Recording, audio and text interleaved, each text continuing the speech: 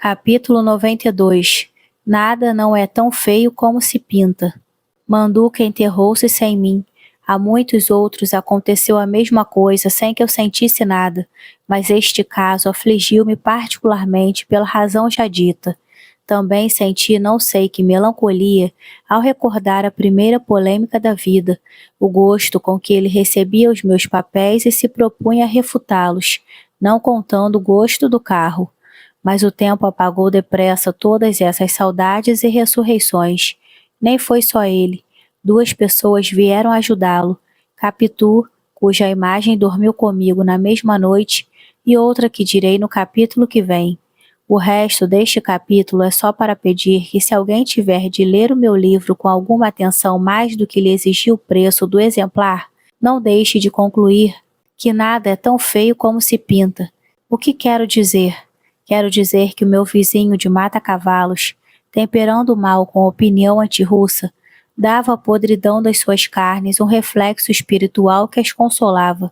Há consolações maiores de certo, e uma das mais excelentes é não padecer esse nem outro mal algum, mas a natureza é tão divina que se diverte com tais contrastes, e aos mais nojentos, os mais aflitos, acena com uma flor, e talvez sai assim a flor mais bela.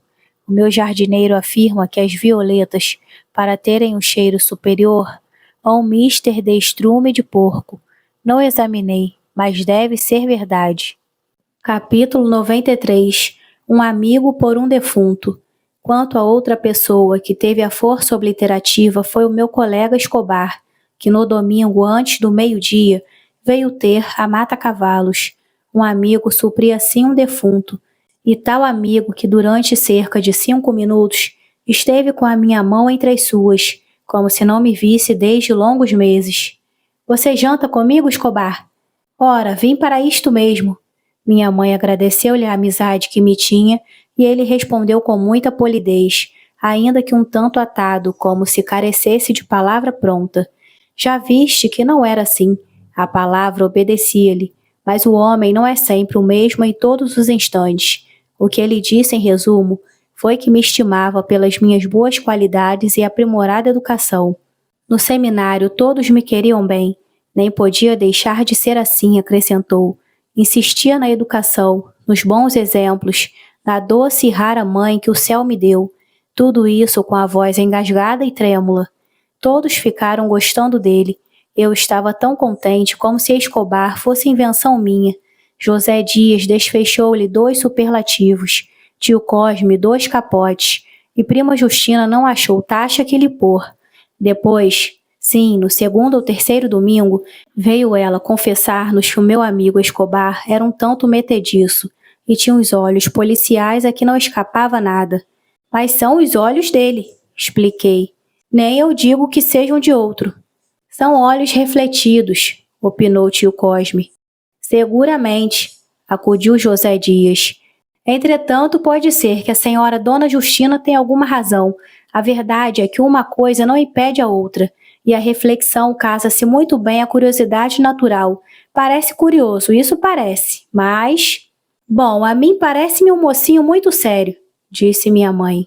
Justamente, confirmou José Dias para não discordar dela. Quando eu referi a Escobar aquela opinião de minha mãe, sem lhe contar as outras naturalmente, vi que o prazer dele foi extraordinário. Agradeceu dizendo que eram bondades e elogiou também minha mãe, senhora grave, distinta e moça, muito moça. Que idade teria? Já fez 40, respondi eu vagamente por vaidade. Não é possível, exclamou Escobar.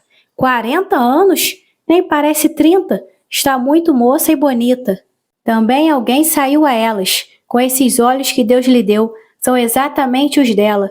Ela enviuvou há muitos anos? Contei-lhe o que sabia da vida dela e de meu pai.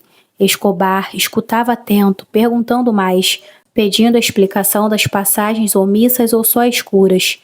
Quando eu lhe disse que não me lembrava nada da roça, tão pequenino viera, contou-me 2 ou 3 reminiscências de seus 3 anos de idade, ainda agora frescas, e perguntou se não contávamos voltar à roça. Não, agora não voltamos mais. Olha aquele preto que ali vai passando, é de lá. Tomás? Nhonhô? Estávamos na horta da minha casa e o preto andava em serviço. Chegou-se a nós e esperou. É casado, disse eu para Escobar. Maria onde está? Está socando milho, sim, senhor. Você ainda se lembra da roça, Tomás? Ah, lembra sim, senhor. Bem, vá-se embora. Mostrei outro, mais outro e ainda outro. Este Pedro, aquele José, aquele outro Damião. Todas as letras do alfabeto, interrompeu Escobar. Com efeito, eram diferentes letras e só então reparei nisto. Apontei ainda outros escravos, alguns com os mesmos nomes, distinguindo-se por um apelido, ou da pessoa, como João Fulo, Maria Gorda, ou de nação, como Pedro Banguela, Antônio Moçambique. E estão todos aqui em casa? Perguntou ele. Não, alguns andam ganhando na rua, outros estão alugados. Não era possível ter todos em casa, nem são todos os da roça. A maior parte ficou lá. O que me admira é que Dona Glória se acostumasse logo a viver em casa da cidade, onde tudo é apertado. A de lá é naturalmente grande. Não sei, mas parece. Mamãe tem outras casas maiores que esta. Diz, porém, que há de morrer aqui. As outras estão alugadas. Algumas são bem grandes, como a da Rua da Quitanda. Conheço essa, é bonita. Tem também outra no Rio Comprido, na Cidade Nova, uma no Catete. Oh, não lhe hão de faltar tetos, concluiu ele, sorrindo com simpatia. Caminhamos para o fundo, passamos o lavadouro. Ele parou um instante aí, mirando o aparelho de bater roupa e fazendo reflexões a propósito do asseio. Depois continuamos. Quais foram as reflexões, não me lembro agora. Lembra-me só que as achei engenhosas e ri, e ele riu também. A minha alegria acordava dele, e o céu estava tão azul e o ar tão claro que a natureza parecia rir também conosco. São assim as boas horas deste mundo. Escobar confessou esse acordo do interno com o externo, por palavras tão finas e altas que me comoveram. Depois, a propósito da beleza moral que se ajusta à física, tornou a falar de minha mãe. Um anjo dobrado, disse ele. Capítulo 94. Ideias aritméticas. Não digo mais que foi muito. Nem ele sabia só elogiar e pensar. Sabia também calcular depressa e bem. Era das cabeças aritméticas de Holmes.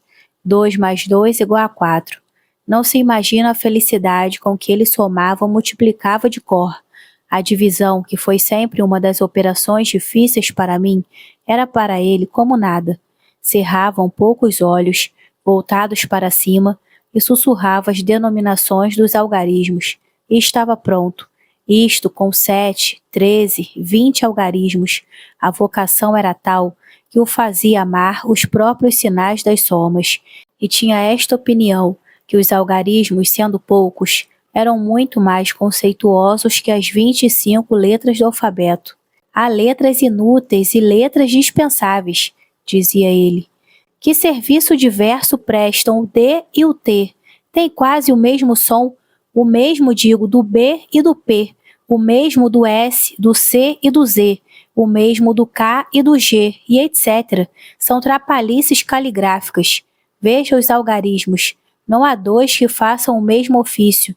4 é 4 e 7 é 7. E admire a beleza com que um 4 e um 7 formam esta coisa que se exprime por 11. Agora dobre 11 e terá 22. Multiplique por igual número, que dá 484, e assim por diante. Mas onde a perfeição é maior é no emprego do zero. O valor do zero é em si mesmo nada, mas o ofício deste sinal negativo é justamente aumentar. Um 5 sozinho é um 5. Ponha-lhe 2 zeros e é 500. Assim, o que não vale faz valer muito, coisa que não fazem as letras dobradas, pois eu tanto aprovo com um P como com 2 P's. Criado na ortografia de meus pais, custava-me ouvir tais blasfêmias, mas não ousava refutá-lo. Contudo, um dia, proferi algumas palavras de defesa, ao que ele respondeu que era um preconceito, e acrescentou que as ideias aritméticas podiam ir ao infinito, com a vantagem que eram mais fáceis de menear. Assim que eu era capaz de resolver de momento um problema filosófico ou linguístico, ao passo que ele podia somar em 3 minutos quaisquer quantias. Por exemplo, dê-me um caso, Dê-me uma porção de números que eu não saiba nem possa saber antes. Olhe, dê-me o número das casas de sua mãe, ou os aluguéis de cada uma, e se eu não disser a soma total em 2, em 1 minuto, enforque-me. Aceitei a proposta e na semana seguinte levei-lhe escritos em um papel os algarismos das casas e dos aluguéis. Escobar pegou no papel, passou-os pelos olhos a fim de os decorar, e enquanto eu fitava o relógio, ele erguia as pupilas, cerrava as pálpebras e sussurrava: "Oh, o vento não é mais rápido." Foi dito e feito. Em meio minuto bradava-me: "Dá tudo 1.070.000 mensais." Fiquei pasmado. Considera que eram não menos de 9 casas, e que os aluguéis variavam de uma para outra, indo de 70.000 a 180, pois tudo isto em que eu gastaria 3 ou 4 minutos, e havia de ser no papel, fê-lo Escobar de cor, brincando. Olhava-me triunfalmente e perguntava se não era exato. Eu só por lhe mostrar que sim, tirei do bolso o papelinho que levava com a soma total e mostrei-lhe. Era aquilo mesmo, nenhum erro. Isto prova que as ideias aritméticas são mais simples e, portanto, mais naturais. A natureza é simples, a arte é atrapalhada. Fiquei tão entusiasmado com a facilidade mental do meu amigo que não pude deixar de abraçá-lo. Era no pátio.